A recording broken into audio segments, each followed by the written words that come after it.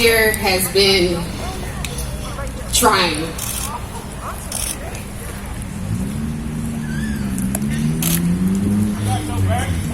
Come on, Nick. We got your back. Take your time, man. You got what? I don't really see this as an anniversary, but a story of survival. One that has just begun. And we haven't even made it over the peak. Merely just standing at the bottom of the mountain that we have no choice but to climb. And the road to recovery hits so much different when the injury is so close to your heart.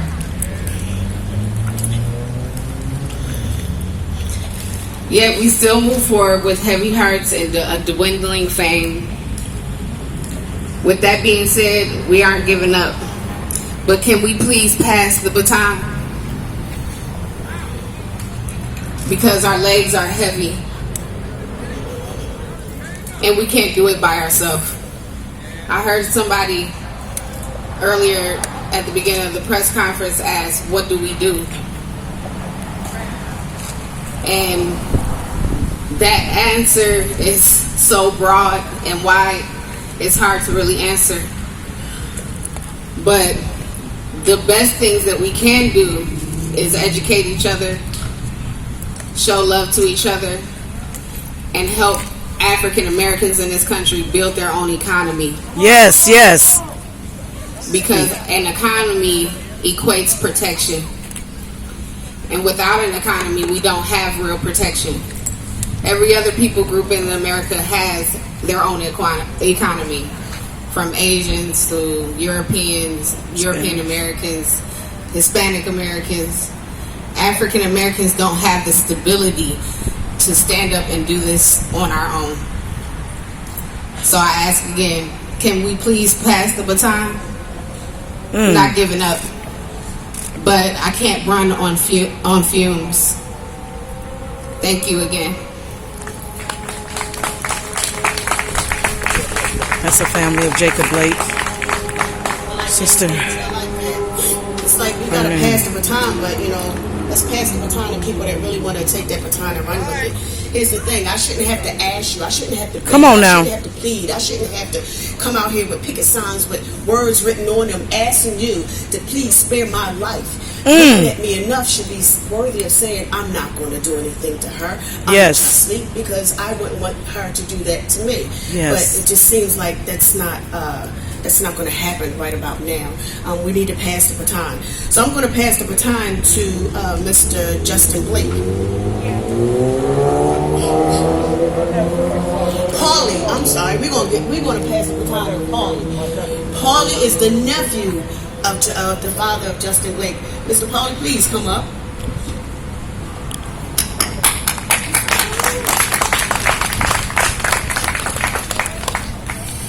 Hello everyone, thank you guys for coming out.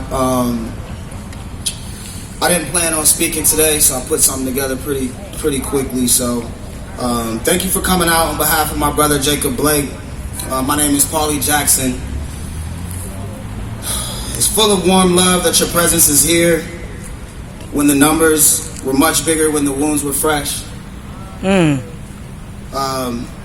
fact that you're all here shows that true humanity does exist. It's one of the most important things in this fight for liberation. The pain that resonates within our family is deep, but the strength that we have gained funneled directly from Jacob's superpowers, and it's unmatched. I recently had a baby boy. Tomorrow, Sunday, it'll be 1 month. Some of my first thoughts of that was scared for him and the future for him. Selfishness on myself. I battled many nights with myself on whether I was doing the right thing for him. He was born on Emmett Till's birthday, as Charles Sims mentioned, and it was a symbolism of the pillars like Emmett and my brother, that have been forced into that position. But this is going to be different. these young boys and girls, they're going to choose to be that sacrifice, know their history, and have everlasting gratitude for their predecessors. We must come together. Just like my sister said, it hurts deep. You know, I asked a young man over there making the signs if he had a brother or a sister, and he said, yeah. So how would you feel if that was you up there talking? I want everybody in this crowd, everybody that showed up today, to take a step back and just think about that every single time they step out here to fight, every time they silence themselves. Recalibrate, assess, and reach back into humanity and love each other.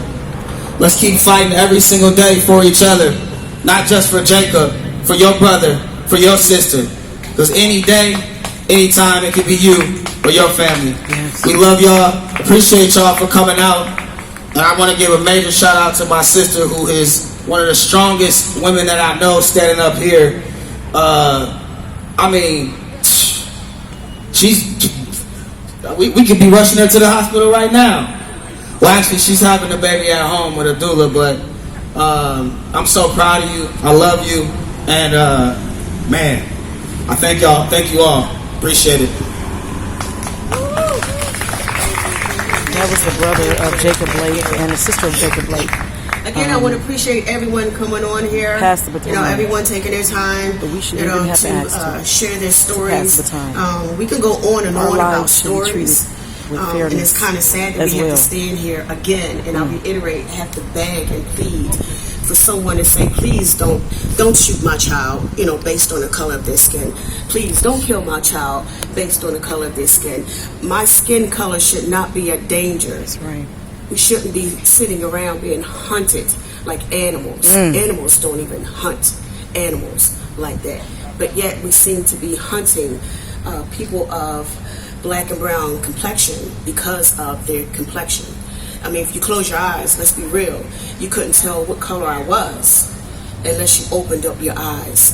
So if you can see me in the dark, then you should be able to know that in the dark, I'm no threat to you, even if you open up your eyes. Come on now. I'm going to bring on my next guest. And Powerful. my next guest, oh my Powerful. gosh. Where's my next guest? Is that Mr. Jolly? Justin? Ah, okay, Mr. Justin Blake. Whoa, wait a minute. Come here, Dad. If this is one of those Beyonce concerts, you know, one of those Jay-Z concerts or 50 Cent, Eminem, you know, if I say, yo, let's come to the stage, y'all be jumping around, doing backflips and everything else. But I say Mr. Justin Blake, and I heard crickets. I'm trying to figure out what happened. What had happened was, I'm going to bring Mr. Justin Blake up on the stage. And that's why we brought her all the way in from Philly, because she knows how to do it right. Assalamu alaikum. I'm glad so many people were able to come out and join us today. We just want to spend some time and talk about some things that we've seen around this city since we've been visiting for the last 10 months, almost a year now. It'll be almost a year. Come Monday, it'll be a year that we've been visiting this beautiful city with the lovely people that inhabited Kenosha. But I just wanted to go over some notes with you guys for some things that we've seen that were unjust after the shooting of my nephew. One of which was the mayor trying to take our eye off the ball and forming a task force that never completed a task. It's a year later. He took some of the best people out of Kenosha's neighborhoods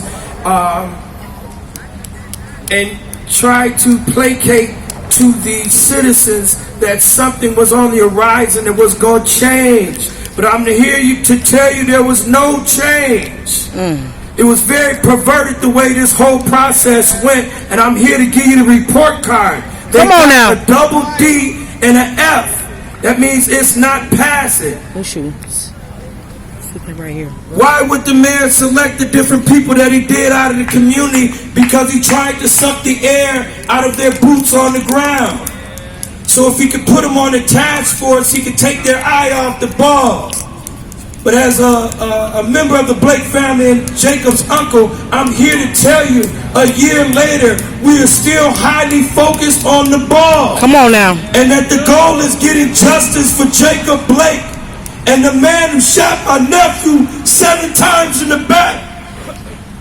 Until he is fired, indicted, and jailed, I hardly think anybody with the last name of Blake up under that tent is going to stop showing up and coming at you. Yes. Secondly, we got a building that's getting ready, they want to erect in Kenosha here. And again, you got to ask, there's a community that is going unfed.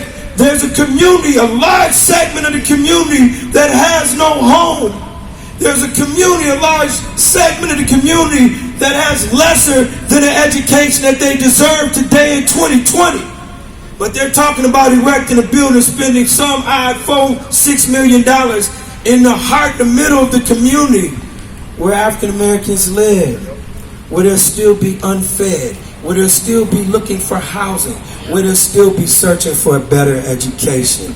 I think we could do something better with several $1 million than erect another damn building. Yes. We need to take care of our people first. Yes. And build this second. Yes. That's right. There's a systemic thread of racism that I've noticed since I've been here, and I probably could point it out to you, but you could probably point it out back to us. It runs from the mayor's office to the chief of the police, to the DA, to the fire department as well, and the police and fire bureau that they had. They had the power to fire this officer, and they elected not to.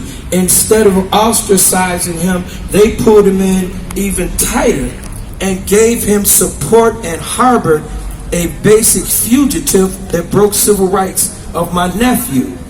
We must not allow any person that wears a badge or not to offer there any sanctum or safety or harbor them in any fashion. We must expose them at every turn and every chance we expose get evil for the racist people that they are. Yes. I don't care if you have a badge on. I don't care if you're wearing a robe and you're a judge. This has happened over 400 years here. We know it now. We are more clear with our education. That phone is something else. It can bring up all type of research for you.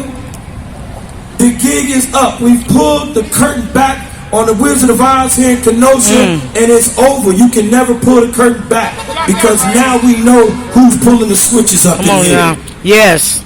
So we're going to encourage, just as we did with rock leaders of Kenosha, led the way 38 miles from Kenosha to Milwaukee and helped turn a red state blue. That's power. Now we got to refocus that power to get the bills, the laws, and the education, and the monies that we need in the African American community so they can move forward. Hey, look here, guys. It's like this.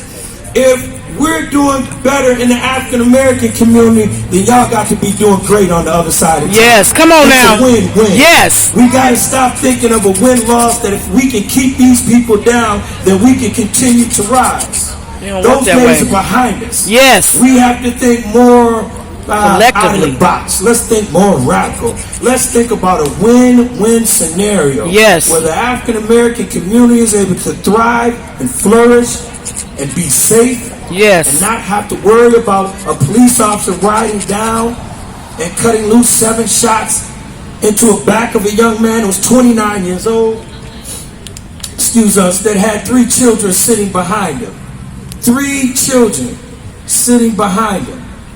So they came out with a couple of stories. We can run through them real quick for you. One, my nephew was kidnapping his kids. That's too absurd to be real. And if you were concerned about them, you couldn't be too damn concerned because you let off a gun less than a foot away from where they were. Come on now. Stop playing with us. All right?